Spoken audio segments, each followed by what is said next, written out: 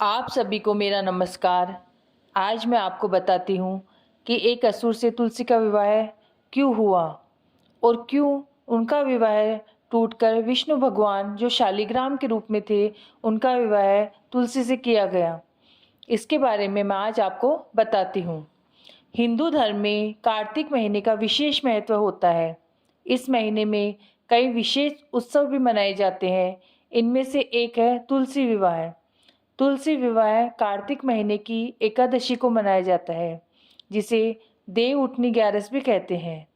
इस दिन तुलसी के पौधे का विवाह शालिग्राम से बड़ी धूमधाम से किया जाता है। लेकिन ऐसा क्यों किया जाता है, इसके पहले की कथा मैं आपको सुनाती हूँ।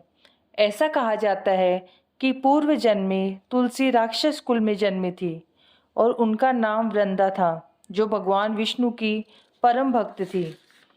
वृंदा का विवाह दानवराज जलंधर से हुआ। जब जलंधर देवताओं से युद्ध कर रहे थे तो वृंदा पूजा में बैठकर पति की जीत के लिए अनुष्ठान करने लगी।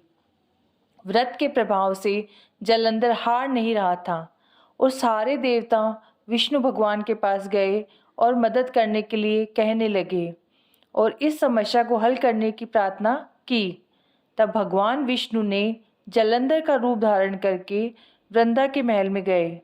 वृंदा जब पति को देखा तो तुरंत पूजा से उठ गई और वृंदा का संकल्प टूट गया।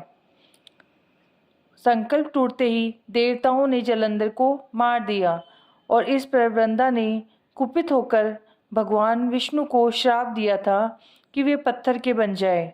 यह सब देखकर सभी देवताओं में हाहाकार मच गया। सभी देवता वृंदा से आकर भगवान विष्णु के लिए प्रार्थना करने लगे। उनकी यह प्रार्थना सुनकर वृंदा ने अपना श्राप वापस ले लिया और स्वयं सती हो गई। सती होने के बाद में जब उनकी राख से एक पौधा निकला था जिसका नाम तुलसी रखा गया और श्री विष्णु जो शालिग्राम से नाम से तुलसी जी से साथ पूजा जाने लगा।